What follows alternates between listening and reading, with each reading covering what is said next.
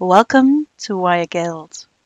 This tutorial is kind of a medieval type inspired ring.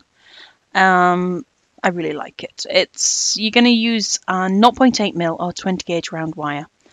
Also some 1mm or 18 gauge round wire, but you could use square if you wanted in this case for that bit.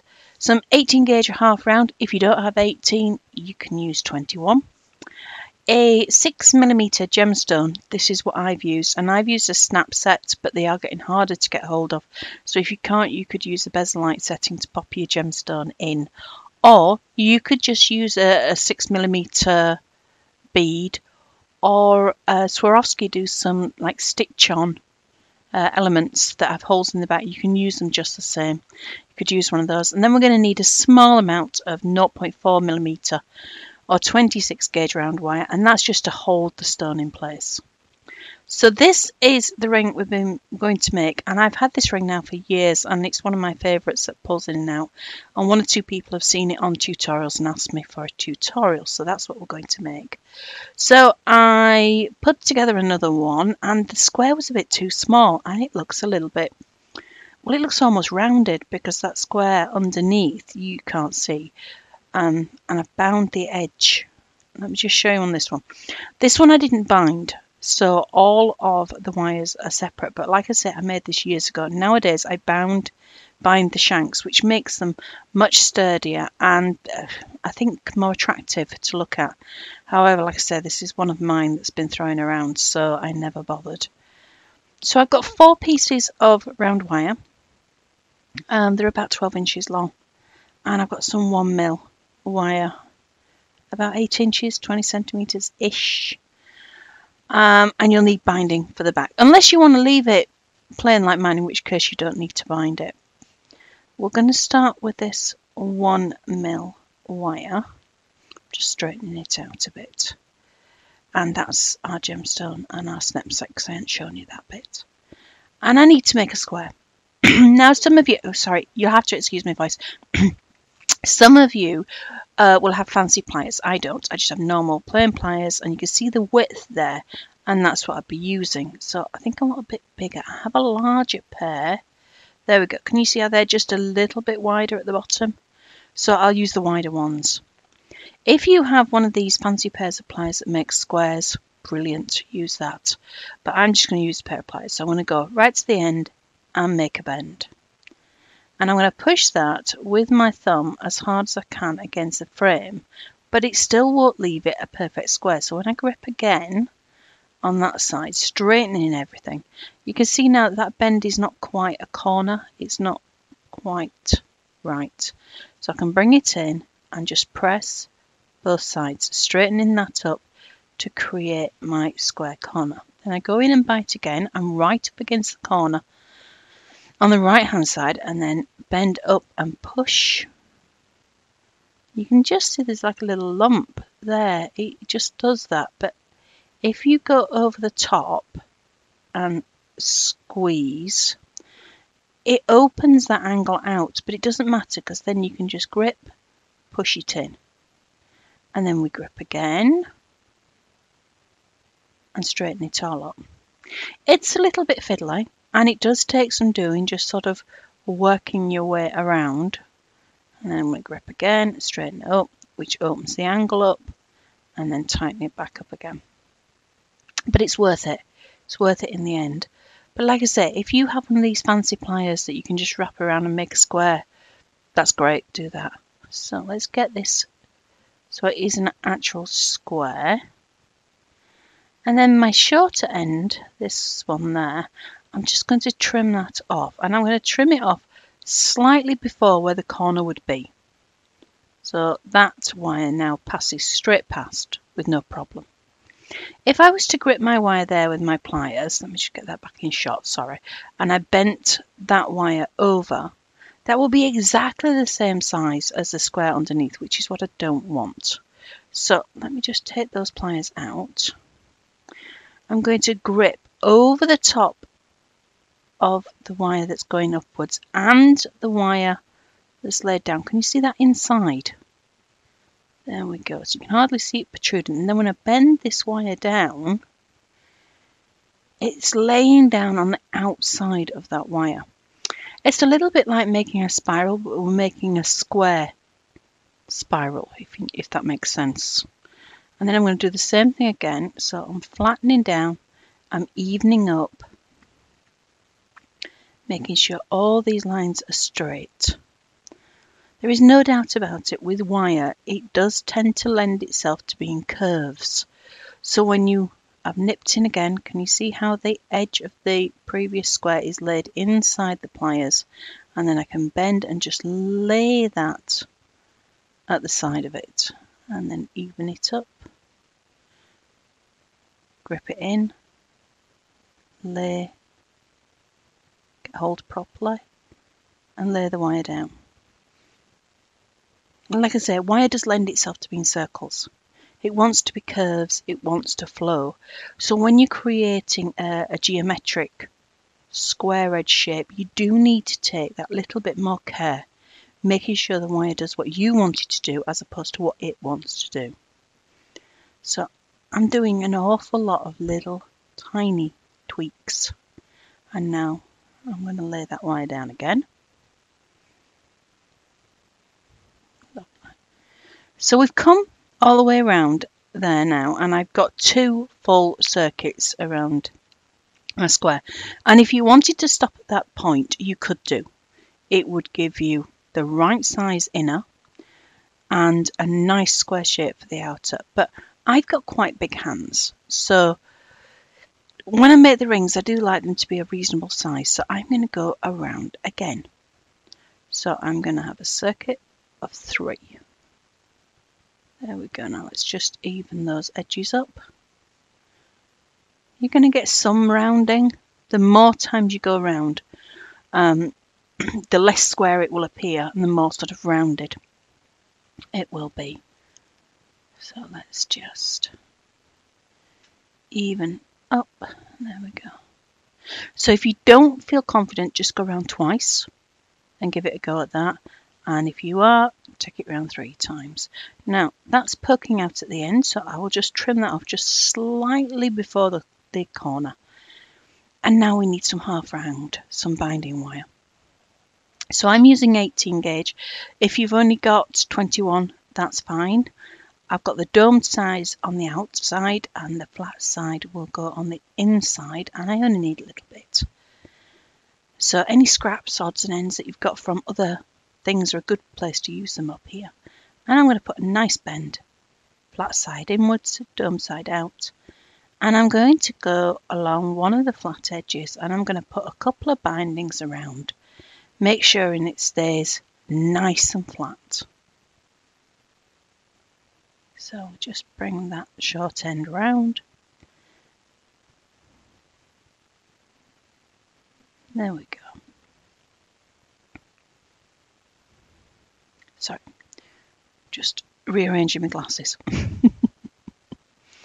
Now then, it doesn't matter if you cut one of these off at the top and one off at the bottom, because this piece of the ring is going to be almost like an internal piece that you're really not going to see very much. But I am getting it nice and flat. I do want my wires to lay flat. So let's just take that third one through. Flatten it down, bring it across. If the wires twist like that, just push them back, make them lay flat. I'm supporting all the time with my left hand, and my right hand's doing the manipulation. So pliers on, and again, flatten down, making sure that that's lovely and flat. Okie doke. So let's do the next side. Now I'm sure you don't need to see me do every one of these 4 sides. You can probably get the idea from there what I'm going to be doing, which is just using small bits of the binding wire and going around. There we go. And flatten down. So this is what it looks like when I've done it. So all 4 sides have been bound on the flat edges, and I have a nice, really strong little flat square component. So I'm just going to put the wires down. We need to get the size first. So the easiest way to get the size and know what you're working with is to, if you've got a spare piece of wire, this is just a piece of 1mm that I had laying around, but any piece of wire will do. Use an existing ring, or if you know what size you're making, use a ring gauge or something like that, or if it's marked on your mandrel, you know where you're working anyway.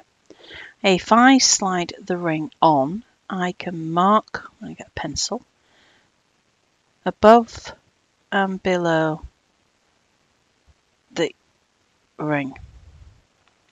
Now what I want to do is I aren't going to work there at the moment between those two lines. I'm going to put another line the same distance above. So that was the original one, and then I've got my middle one, and now I've got this extra top one. So between the two, I'm going to wrap around this piece of spare wire and putting it down on the table because it's a bit hard for me underneath the camera. I'm going to twist one wire against the other nice and tightly like that and slide it off. Then when I undo these, oh, I've got a bit too much here, hang on a minute. Let me just trim some of this off. There we go. When I undo these wires away from each other, like that, trim the other side, straighten it up. That's it. I will have the length of wire that I need to make the shank of my ring. So let's get this straightened out a little bit because it's a bit higgledy-piggledy. There we go. So that is the length I need to make a ring. Now that would go in the middle of my wire, but I've got this bit to go on the top. So I need to take that distance off for a start, because that's going to sit in the middle at the top of my ring. So that's how much binding I would normally do, but I need to do that minus the width of this from corner to corner, because I'm not going to put it on straight, I'm going to put it on like a diamond shape. So if I mark there, that is how much I need to bind to create my ring shank before we start. That needs to be in the middle of my 4 pieces of wire. Now I have 12 inches or 30 centimeters of wire, and I've got approximately 2 inches that I need to bind in the middle. So let me just straighten these out, pop them down, and then I can put my measured piece of wire into the center like that, and then I can mark on the wires where I am working. So I'll just do this in pencil. You're probably better off with something like a Sharpie pen, something like that. It shows up a lot better. So I haven't gone to the full distance, I've gone to where I marked it. That was the distance I needed minus the difference of the top piece that we're putting in. So I'm getting my half round wire, my 18 gauge, so I'm just snipping some off the reel here. I will make sure that the flat side is inwards and that the domed side is outwards, and I will bind these 4 wires together. I've got a nice sharp bend there going in. You'll notice I've given myself probably about an inch of wire, or 2.5 centimeters of wire that's poking out. We will need that at the end, so make sure that you add that. And then I'm just going to wrap around. I'm sorry, it's difficult that when I need to see that, can you have a see that now under the camera? And just press down every time. There is a skill set video on binding. If you want to watch the binding in more detail, you can watch. So you can see I am just twisting all the wires over and laying that binding wire on. And I've just speeded this up because otherwise you're going to be watching me binding for about 10 minutes. And I can't think of anything more boring than me just binding for 10 minutes. So keep going. Try not to let it twist. The worst thing about working with round wire is as you're binding, the whole thing will start to make a very, very pretty corkscrew, you know, like a spiral shape as it tries to wrap itself round. But don't worry too much if it starts doing that, because you can always bring it back to flat when we're finished. We are working with round wires, so they'll move and they'll shift inside if we need them to. So we keep going. It's definitely easier doing the binding on a ring shank before you create the actual ring than it is doing afterwards, which I know if you've done the dragon's eye ring, I tend to bind that after I finished it rather than before I start. But it's just different ways of doing it. Some people may prefer one way. Have I got enough yet? No, not yet. Some people will prefer to do it one way, other people will prefer to do it the other. And as I say many times, there are no rights and wrongs in wire jewellery making. It's just however, you know, you're most comfortable doing it. Do it that way. You know, it really doesn't, you don't have to do it the same way as me. So let me have a look. Ooh, not quite, but almost. So what I'm going to do is, see, I'm almost there. I left myself about an inch when I started, and I'm going to leave the same thing again at the end. And then what I can do is I can then work up to the top of the ring once it's shaped. So I'm nice and flat. My wires are laying quite well behaved, probably because it's copper. If I'd have been working in silver, it wouldn't have been as easy. So I'm now going back to my original lines on the ring mandrel, not the ones that we did that were slightly bigger, but the ones that we did that were smaller, because binding the ring makes the ring smaller, hence the reason we used a slightly larger line. But now we're shaping it and the binding's on, we can go back to the original size. So I'm going to wrap up and over and cross the wires, and you will see that the binding doesn't go all the way to the middle. That's because we've got this to go on, and that's going to go on like that in a diamond shape. Now if you want, you can mark these wires to exactly where that's going to come from. I tend to do it by eye, but that's probably because I'm very naughty. So about there. And I'm just going to bend that so the wires come upwards. And I'm going to do the same on the other side, leaving the gap for the square in the middle. Like I say, you could place that on top and just mark it on the inner edge. You don't want to go to the outside edge, otherwise when you pull those in, your ring is going to be too small for you. You need to go to the inner edge.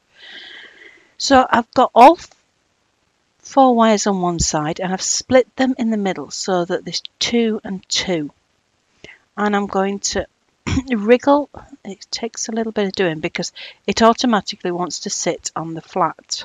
I want 2 wires on one side of that corner, like that. Yeah.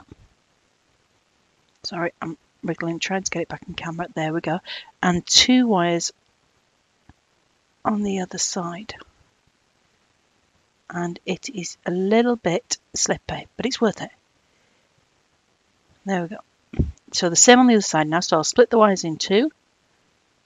2 to the left, 2 to the right, and then bring those over that corner. That square is now pretty much stable, and I've got my 4 wires. You can go back onto your ring mandrel if it makes it easier for you. I tend to do it because it slightly curves the top, and that's what I want. Now then, I'm going to wrap these wires around these. I'm going to take these and I'm going to wrap them so they go around and inside the square piece. You can do them both together or you can do them one at a time. Just get my proper pliers. There we go. And I'm just going to pull. This wire is like the first wire that's gone round. So wire number 1 goes through and wire number 2 goes through. Make sure they're nice and neat, nice and tight, and then I can wrap them back over the square. I can then put them through again, one at a time if it's easier. Excuse me. Sorry about that, I've got a bit of a cold at the moment. So I'm going to wrap those through and around. It's partly for the way it looks, partly for strength. I like the texture that it gives at the back of the ring with these, so don't worry about them being absolutely smooth. They're fairly smooth, they're fairly neat, they're fairly together. So I'm now going to go to the other side and I'm going to fasten that one in, doing exactly the same thing, one wire at a time. So I've gone directly across the square to work on the opposing side rather than one next to it, because it makes it easier when you're tightening things up.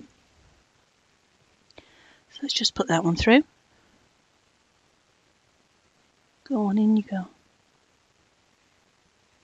If you wanted, you don't have to make this with a 20 gauge or 0.8 mil. You could make this with either 21 or 22 gauge, which would be 0.7 or 0.6 mil.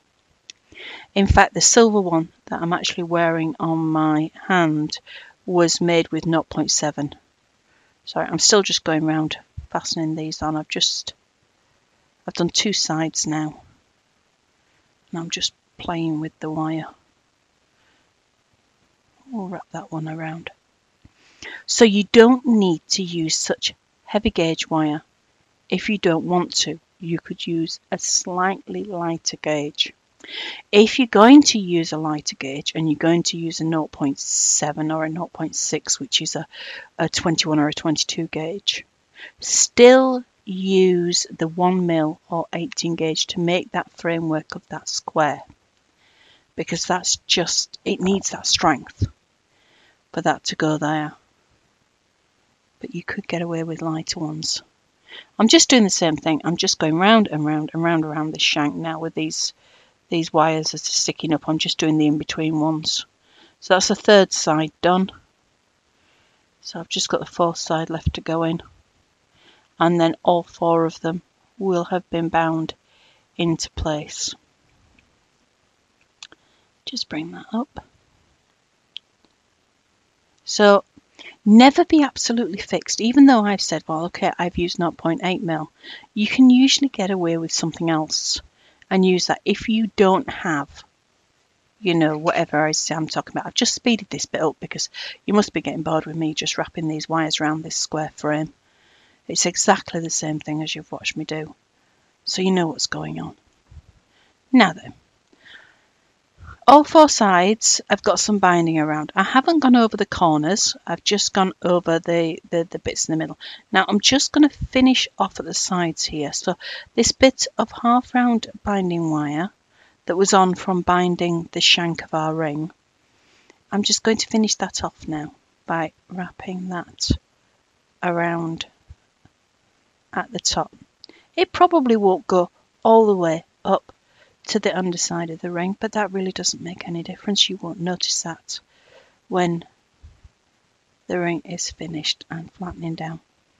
And the same on the other side. When I cut off this wire, I like this wire to be cut off on the top of the ring, not on the inside of the ring. It's well hidden, it's well out of the way, it's not going to catch on anything, and I'd rather not have it against my skin. Rings are very tight items usually, and I don't want scratching, and I don't like scratchy bits, so I always cut it off on the outside. So we'll just tuck that underneath and flatten it down. And the same on the other side, that needs trimming back. So we'll trim and smooth down. Now then, just getting the pliers in there sometimes, especially when you've got lots of spidery wires at the top, getting to where you want to be. So we have here a 6mm snap set, and I've got a lab grown emerald come here, which is also 6mm. As I said at the beginning, if you can't get hold of a snap set, I still have some in the shop at the on the Wire Girl site, but they are getting more and more difficult to get hold of. You could press that down with your thumb if you wanted, I'm just going to use the head of my hammer because that's nice and flat, and I'm going to go on the top and press it. It'll go click. Once it goes click, the stone's in place. Nice and neat. So my stone is set, but you could use a bead here if you can't get a snap set. You could use a bezel-like setting, or you could use one of Swarovski's sew-on elements. They would go in and they have the holes in the back, but whatever it needs to fit inside that square like that, and the 6mm fits in perfectly. So I'm going to pop this wire through the back. There we go. And I put 2 in, just it makes it a little bit more stable if you've got 2 points of contact as opposed to 1 going through, but entirely up to you. If it was a bead, obviously you just have 1 wire going through it and you'd pop that bead in the middle. So I'm going to have my fine wires going top to bottom of the ring, so the other way round to the shank. So the shank's going sort of left to right, so my fine wires are going up and down. And then I'm just going to fasten those into the body of the ring by wrapping that. It doesn't want to come through. Oh, come on. There we are. And we're just going to pull that through and pull it tight. And the same with the other one. The reason I've gone top to bottom instead of left to right is because I really like the little bead on the top and bottom corner of this ring. So having that wire already there, we've used it to anchor the stone in, but it's already in the right place for it to actually put a bead on, which is handy. Anybody would think I thought about it before. Straighten that off, pop it through. Come on. So I'm holding the stone in place with my left and then just stitching it in with the wires that have gone through it. So it's now perfectly stable. It's in there. It's not going anywhere. So, yeah, no rock. Good. So I can wrap round another couple of times just to make sure. If you have a little bit of a gap anywhere, you can pop this wire in and fasten it through and off. It doesn't take much room to get it in. Always make sure it's neat. Always make sure that it's tight. You don't want like a baggy bit, and then you can just trim it off and smooth it down. So that's just 1 wire that I've trimmed off. I'm going to use the other one for the bead. Right, let's have a look. Can I get you through again?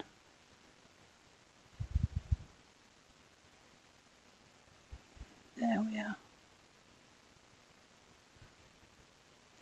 We don't need all of the thick wires that are on the top. We only need 1 pair or 4 wires, 2 lots of 2. So the other 2 need to be disposed of, if you like. So I'm just going to bring that one through again. Bring it up and through. So although it wrapped from right to left, I have now put the wire through back up to the corner that's nearest the ring shank. So it's in the right place for me to work with it. You'll find it's more awkward working from a top corner, so I want to be in the middle one. So the wires that were directly opposite the one that I've just done, I'm going to do that again. So they were on the near the top corner, and what I've done is I've brought them back through and up, so they are at the corner that is directly over the ring shank. I hope that makes sense. You know what I mean.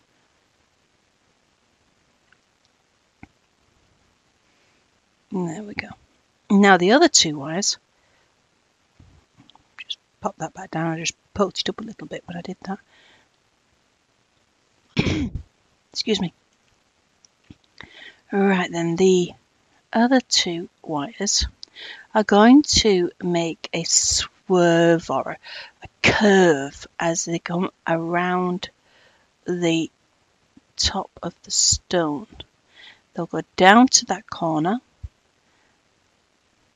and then they can go around the ring shank. Another reason for having it in this position, because it makes it in the right spot. So we just curve it round and bring it down.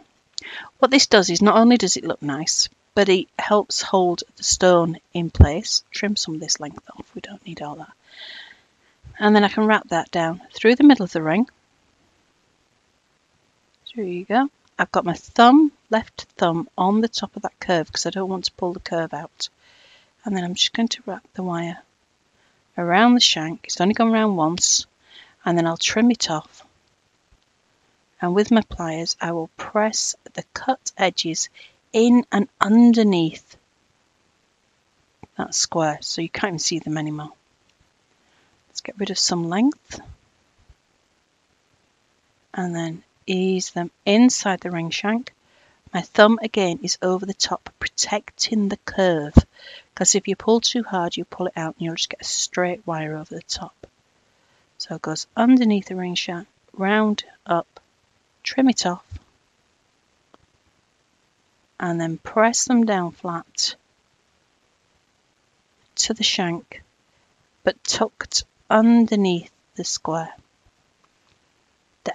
Now I have these fine wires left, but we can ignore those. I have the other two wires. Easiest thing to do with the other two wires is take them round as if you're going to continue to wrap them around that side of the square again. And then I'm just going to trim them like that. And then I'm going to press them into the back of the ring, but the cut edge will be up against the stone setting. So there's no way that that can touch your finger or anything like that. And the same with the other side. Trim off, nice and short. You don't want it that long that it's poking through, but you don't want it that short that it's going to hit your finger when you wear it. So I just bend up the end and press it in. Now then, I've got my fine wires left. Just neaten that bit up. So I can add the beads. What actually looks best in this place is another bead of the same metal. However, I don't have any tiny little copper beads at the moment. So I'm going to use some teeny weeny opal beads that I've got. Hang on a minute, let me just grab the box. So these are Wellow opals. They're quite pretty, but I only like very small ones because they're very delicate and they tend to break if they're big.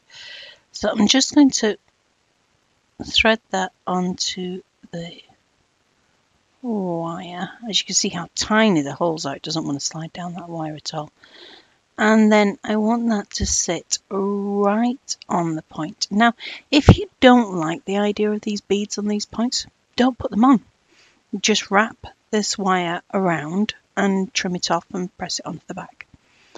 I quite like the beads, so I will. And also, I do a lot of medieval fairs and Renaissance fairs, that sort of thing. And this kind of jewellery sells very well. And emerald and opal is a very historic, if you like, mixture of two together. So that one goes. Tiny pearls would have looked really good actually, and that would have sold right well. So I've gone through the bead, and then I've actually wrapped around the body of the bead, which gives it a little bit more support, especially when I'm using opals. I want to give them every bit of protection that they can actually get because they are delicate little things. So let me just wrap that around. It doesn't want to go through anywhere, but I will find somewhere it goes through if I just give it a shove. It's got to come out somewhere. It's going in. Where have you gone?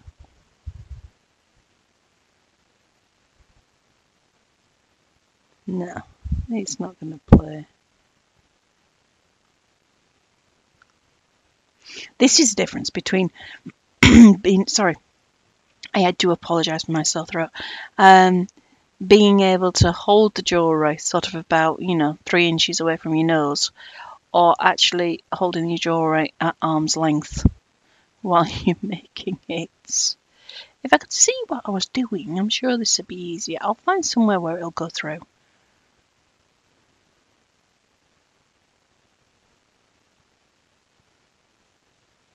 There we go. Through. Finally. Right, I've got 2 wires here, so I can get rid of one of them. We don't need both. And I need another teeny tiny.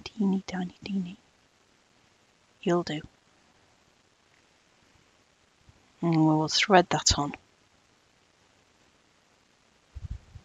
to the other bead so it matches up on the other side. Like I say, you don't like the beads, don't pop them on. It's a very pretty ring without. But if you're going to go for this whole medieval look, I might as well go the whole hog. So I'll wrap that round and up underneath. Go on. Bring it round to the top, and then I can wrap around the bead itself. There we go, just giving the bead that little bit more protection. And it nestles it in a little bit better as well. I do have an earring tutorial on the site called the nestled bead earring. I think I do anyway. And that's using the same technique of going around the bead to make it look as if it's sunk into the metal as opposed to just stitched on. So we wrap those around a couple of times, make sure that they're secure. And once they are, they can be trimmed off and tucked in so that they're right in and no little bits are going to get you.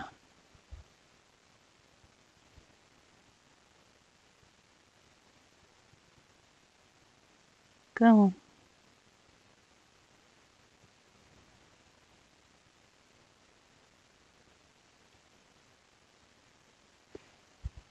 Now you might have noticed that this is a silver snap set that I put in a copper ring. You won't even notice. Once I've oxidised the copper and taken it down a shade and then polished it, you wouldn't see it. But even if I was leaving the ring bright copper, it doesn't look unsightly having a silver setting in there. And they can't make the settings out of copper because copper's just too soft. So there we go. That's basically our ring, a copper version and a silver version. I will, of course, be oxidising this. First thing I need to do is pop it back on this ring shank though, because it's no longer circular. It's got, with the way I've been pulling at it and pushing it, it's gone oval. So I just screw it back onto the ring shank and it'll screw up to my marks that I made. I'm just going to give those corners a little tap down. Just make sure that they don't poke up. Nice and comfy. Don't smack your opals though. If you're using opals, they won't take it.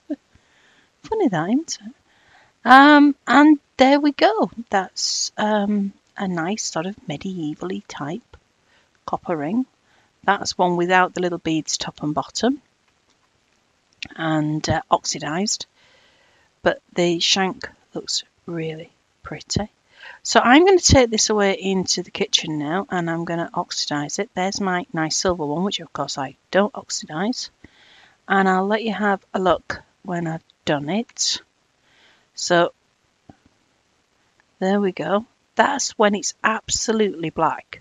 I haven't done any polishing on it at this moment, but I wanted to show it you because some people really like this look. They like this, sort of like super dark oxidized look where it hasn't been polished back. Now that's after I've polished it. So that has been on the little Dremel and I've polished it all up. The silver one's in the background. I hope you enjoyed that one. I really like this ring. Thank you very much for watching. Happy wrapping!